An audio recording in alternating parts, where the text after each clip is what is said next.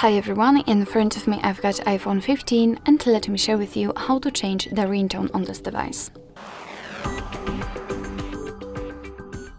So let's start with opening the settings, and here we do not really have to scroll down because we have to reach the sounds and haptics section.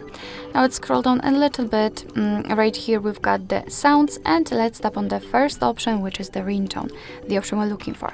After tapping on it, we will be transferred to this full list of defaultly installed ringtones from which we can choose. We can also tap on the classic, which is at the very bottom, and here we've got more options which we can check. What is more, we've got the tone store, you can download something, and you can manage the haptics here, so the vibration, which is currently default one, which is synchronized, but you can set accent, alert, or whatever.